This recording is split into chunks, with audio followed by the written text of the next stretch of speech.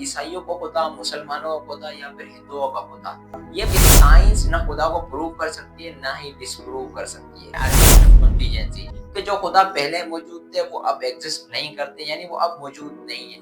ये universe random है, nature के अंदर राज नहीं है। फेथ का मतलब ये होता है बिना प्रूफ के मानना। टॉपिक था डज गॉड एग्जिस्ट। अस्सलाम वालेकुम दोस्तों, मेरा नाम है मोहम्मद सादिक और आप देख रहे हैं द इन्फॉर्मर्स। आज की वीडियो इंसानी जिंदगी के सबसे बड़े सवाल के ऊपर है, क्या खुदा वाकई मौजूद है या फिर इंसानी ज़हन का एक तस्वुर है। हम बात कर रहे हैं जावेद अख्तर और मुफ्ती शुमेल अहमद नदवी के दरमियान होने वाली डिबेट का। आज की वीडियो में हम इस डिबेट का डीपली एनालिसिस करेंगे, ना कि किसी जज्बाती फैसले के ऊपर, बल्कि लॉजिकल और दिमाग से इस बात का अंदाजा लगाएंगे कि कौन डिबेट जीता और कौन सा आर्ग्यूमेंट काउंटर किया गया, कौन सा आर्गुमेंट ब्रेक। याद रहे कि इस डिबेट का जो टॉपिक था वो था डज गॉड एग्जिस्ट, क्या खुदा मौजूद है। ये सवाल ये नहीं था कि कौन सा खुदा मौजूद है, क्या ईसाइयों को खुदा, मुसलमानों को खुदा या फिर हिंदुओं का खुदा। ये बात आती है बाद में। पहले आपको ये प्रूव करना पड़ता है कि खुदा वाकई में मौजूद है, इस यूनिवर्स को कोई चला रहा है। उसके बाद आप सवाल कर सकते हैं कि कौन सा खुदा चला रहा है। इसलिए इस डिबेट के अंदर किसी भी मजहबी किताब, चाहे वो कुरान हो या फिर बाइबल हो, इसका हवाला आप नहीं दे सकते, क्योंकि बात हो रही है अकल की, लॉजिक की और साइंस की। मुफ्ती शुमेल अहमद नदवी ने स्टार्ट में कुछ ऐसी बातें रख दी जो बहुत सारी डिबेट के अंदर नहीं रखी जाती। मुफ्ती शुमेल अहमद नदवी ने यह कहा कि साइंस ना खुदा को प्रूव कर सकती है ना ही डिसप्रूव कर सकती है, क्योंकि जो साइंस है वो फिजिकल चीज या फिर मेजरेबल चीज का अंदाजा लगा सकती है, खुदा का नहीं। इसकी मिसाल ऐसे है कि जैसे कि आप किसी मेटल डिटेक्टर से प्लास्टिक ढूंढे, उस जगह भले प्लास्टिक मौजूद भी है लेकिन आपको नजर नहीं आएगा, तो वो लिमिटेशन से उस मेटल डिटेक्टर की, ना कि प्लास्टिक की। प्लास्टिक उसी जगह मौजूद है। तो साइंस से आप ये साबित नहीं कर सकते खुदा है या नहीं।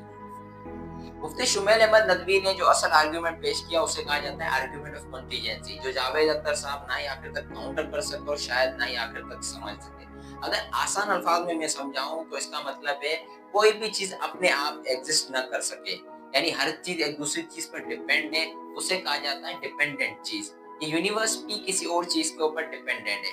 ये यूनिवर्स नहीं होती तो शायद किसी और फॉर्म में होती। इस टाइम यूनिवर्स टाइम, स्पेस और फिजिकल लॉज पर डिपेंड करती है। सवाल छोटी सी बाल का हो या फिर पूरी यूनिवर्स का हो, जो असल बात है वो ये है, ये आया कहां से, ये मौजूद क्यों है। अब अगर दूसरी तरफ जावेद अख्तर साहब के जवाबों को देखा जाए तो उनके जवाबों की समरी ये निकलती है कि जो खुदा पहले मौजूद थे वो अब एग्जिस्ट नहीं करते, यानी वो अब मौजूद नहीं है। ये यूनिवर्स रैंडम है, नेचर के अंदर राज नहीं है। फेथ का मतलब ये होता है बिना प्रूफ के मानना। ये जवाब ऐसे हिस्टोरिकल तो सही लगते हैं, इमोशनल तो सही लगते हैं, लेकिन कंटीजेंसी का लॉजिकल कोई जवाब नहीं दिया गया और आखिर तक वो सवाल वहीं का वहीं रहे। जावेद अख्तर साहब बार बार ये बात कहते रहे कि हम नहीं जानते कि यूनिवर्स कैसे बना। ये बात बिल्कुल ठीक है, हम लोग नहीं जानते यूनिवर्स कैसे बना, लेकिन इससे ये कह देना कि इसलिए खुदा मौजूद नहीं है क्योंकि हम नहीं जानते। हम नहीं जानते इसका मतलब ये नहीं होता कि वो चीज मौजूद ही नहीं है, वो चीज हुई ही नहीं है। इस तरह के आर्गुमेंट को फिलोसफी के अंदर जहालत पर मबनी दलील कहा जाता है। इसके बाद एक सवाल उठाया गया, इन्फिनिटी रिग्रेस। ये एक मशहूर सवाल है कि अगर खुदा ने यूनिवर्स बनाई है कि खुदा को भी किसी ने बनाया होगा। ये सुनने में तो बहुत लॉजिकल और स्मार्ट लगता है, लेकिन इसको देखा जाए तो इस तरह से कोई चीज खत्म ही नहीं होती, यानी किसी भी चीज का एग्जिस्टेंस होता ही नहीं। यानी क्रिएटर को किसी ने बनाया, फिर उसका भी क्रिएटर होगा, फिर उसका भी क्रिएटर होगा, उसका भी क्रिएटर होगा। यानी आपको कहीं ना कहीं ये सिलसिला खत्म करना पड़ेगा। कोई ना कोई ऐसी नेसेसरी बीइंग होगी जो क्रिएटेड ना हो, जो किसी पर डिपेंडेंट नहीं हो, इंडिपेंडेंट हो। उसी को ही नेसेसरी बीइंग कहा जाता है, उसी को ही गॉड या खुदा कहा जाता है। इसके बाद ऑडियंस का सेगमेंट भी हुआ, यानी ऑडियंस के सवाल भी हुए। इसके अंदर मोस्टली सवाल लॉजिकल कम थे और जज्बाती ज्यादा थे। कुछ इस तरह के सवाल उठाए गए कि खुदा है तो फिर इतना जुल्म क्यों होता है, बच्चों को क्यों मारा जाता है। वैसे सवाल सुनने में तो इमोशनल लगते हैं, लेकिन इनका ताल्लुक खुदा की एग्जिस्टेंस से नहीं है, इनका ताल्लुक खुदा की हिकमत से। अगर लॉजिक को देखा जाए तो खुदा का एग्जिस्टेंस होगा, फिर ये हिकमत की बात की जाएगी। मुफ्ती शुमेल अहमद नदवी इस डिबेट के अंदर एक अहम बात समझाते हैं। अगर कोई कहता है कि जुल्म गलत है, बच्चों को मारना गलत है, तो फिर ये बताना भी जरूरत है कि जुल्म का स्टैंडर्ड क्या है। यानी कोई ये डिफाइन कैसे करेगा कि क्या इविल है, क्या गलत है और क्या सही है।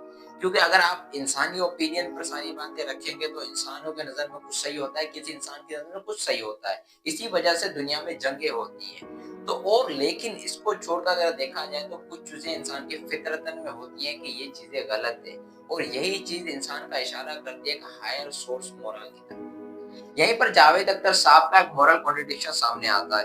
एक तरफ कहते हैं कि यूनिवर्स में जस्टिस मौजूद नहीं है और दूसरी तरफ कहते हैं कि रिलीजन इनजस्टिस का जरिया बनता है। अगर कोई ऑब्जेक्टिव जस्टिस मौजूद नहीं है तो रिलीजन को गलत कहने का मोरल हक किसने दिया? और अगर इस आर्गुमेंट को देखा जाए कि यूनिवर्स वाकई रैंडम है, अगर यूनिवर्स रैंडम है तो फिजिक्स के जो रूल्स हैं इतने प्रीसाइज क्यों हैं? यूनिवर्स के अंदर हर चीज परफेक्ट है, इंसानों को देखा जाए, जानवरों को देखा जाए, हर चीज ने सही तरीके से साइकिलिंग वगैरह काम कैसे कर रही है। जाहिर सी बात है, इशारा करती है कोई शख्स है, कोई ना कोई है जो मौजूद है इस यूनिवर्स के पीछे। जावेद अख्तर कहते हैं कि फेथ ब्लाइंड होता है, लेकिन असल में फेथ ब्लाइंड नहीं होता है। फेथ के पीछे रीजन होता है, लॉजिक होता है और एक्सपीरियंस होता है। जैसे हम अपने माँ बाप पर ट्रस्ट करते हैं, उसके पीछे भी एक एक्सपीरियंस होता है, एक लॉजिक होता है। इसी तरह हम फेथ पर यकीन करते हैं। रिलीजन को नशा, कैंसर या फिर साइकोलॉजिकल कंफर्ट कहना, ये सारे के सारे रेटोरिक आर्गुमेंट और इसलिए पेश किए जाते हैं ताकि ऑडियंस को जज्बाती किया जा सके। लेकिन डिबेट के अंदर आप कभी भी जज्बात से सच साबित नहीं कर सकते। दोस्तों, इस पूरी डिबेट का एनालिसिस करने के बाद हमें ये मालूम हुआ कि मुफ्ती शुमेल अहमद नदवी ने जो आर्गुमेंट दिए वो सारे के सारे लॉजिकल थे, लेकिन जावेद अख्तर साहब की तरफ से जो आर्गुमेंट हमें देखने को मिले वो तकरीबन रेटोरिक थे। तो इससे साबित हुआ है कि लॉजिक को ही तरजीह दी जाए, जो कि मुफ्ती शुमेल अहमद नदवी ने दी। हमें भी अपनी अकल से ही अंदाजा लगाना चाहिए कि कौन इस डिबेट के अंदर आगे रहा और कौन पीछे रहा। अजम्पशंस और अकल में बहुत फर्क होता है। हमारी ये राय थी, आपकी जो इस डिबेट के ऊपर राय है कमेंट सेक्शन में दें। वीडियो को लाइक करें, चैनल को सब्सक्राइब करें। मिलते हैं अगली वीडियो में। अल्लाह हाफिज।